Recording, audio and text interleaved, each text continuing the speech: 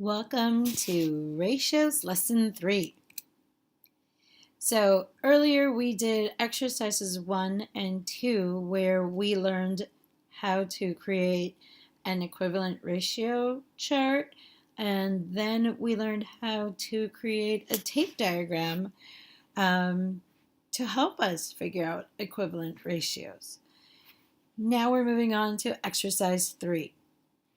Exercise 3 says Mason and Laney ran laps to train for the long distance running team.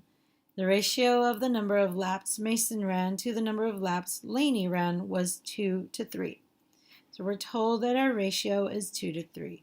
By the way, guys, make sure you are on page S9. You should find this on the bottom right hand corner of your book.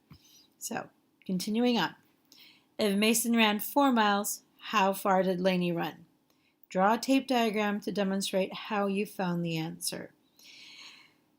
So first thing we're going to do is draw our tape diagram, right? Because that's what we're told to do. We know we have Mason and Laney, and their ratio was 2 to 3. So Mason ran 2 laps for every 3 laps that Laney ran.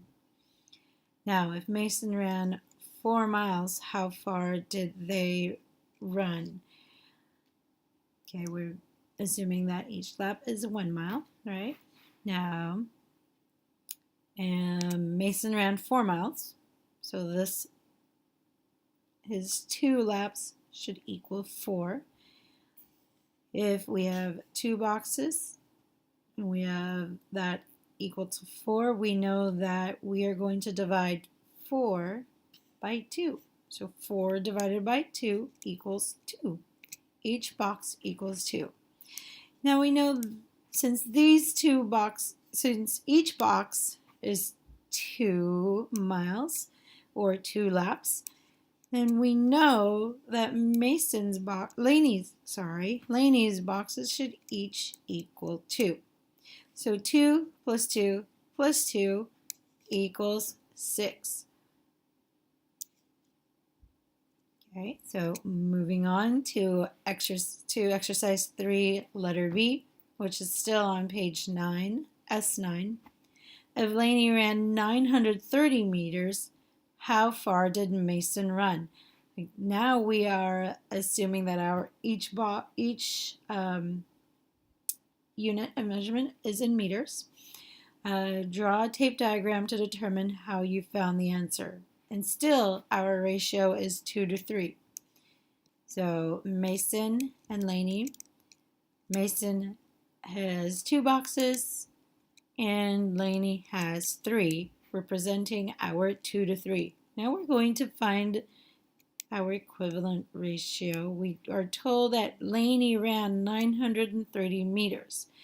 Since Laney has 3 boxes here, we then know that our next step is to divide this 930 into 3.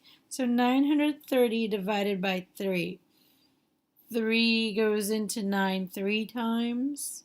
3 goes into 3 1 time, and 0. So 930 divided by 3 is 310.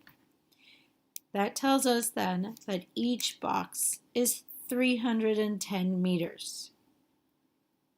So, pause this video to figure out how far Mason ran. You can finish the rest of this exercise 3, after you finish this video. Or if you are doing pretty well on time, you can just pause this and do as much as you can. But remember to unpause it and get back to the next portion of this video. We are still on page S9, guys.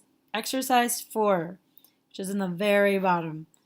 Exercise 4 says Josie took a long multiple choice end of year vocabulary test. The ratio of the number of problems Josie got incorrect to the number of problems she got correct is 2 to 9. So we know our ratio is incorrect to correct. Okay, now Josie missed 8 questions. How many did she get correct? Draw a tape diagram to demonstrate how you found the answer. Again, our ratio is 2 to 9, so incorrect has 2 boxes, and correct has 1, 2, 3, 4, 5, 6, 7, 8, 9 boxes. We are told that she missed 8 questions. So up here, our 2 boxes should equal 8. So 8 divided by 2 equals 4. Each box should equal 4. Now, how many did she get correct? Keep in mind, we know that each box is equal to 4.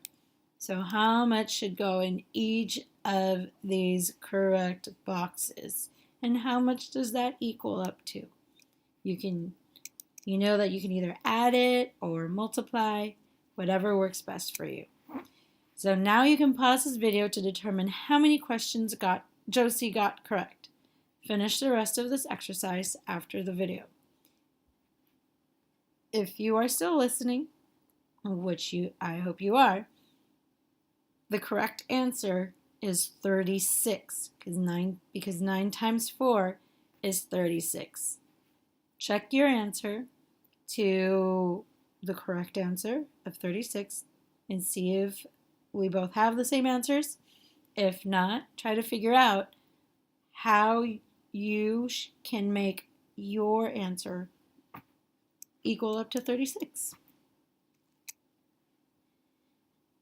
So, our summary for today, which can be found above the problem set questions. Our lesson summary is 2 ratios, A to B and C to D, are equivalent ratios if there is a non-zero number C such that C equals little c times A and D equals little c times B. Little c just means it can be any number that's not 0. So if I multiply A to little c, it should equal big C, and this B to little c, it should equal D. For example, 2 ratios are equivalent if they both have values that are equal. Ratios are equivalent if there is a non-zero number that can be multiplied by both quantities in one ratio to equal the corresponding quantities in the second ratio. That basically, these 2 sentences basically mean the same thing, right? So anything I multiply, I'll have a number, let's say 3. If I multiply it to A, multiply 3 to A and 3 to B, that will be my CD bit ratio. If this is confusing to you, let me know. Write your name on the board or ask me, and I will explain that to you. All right, your next step.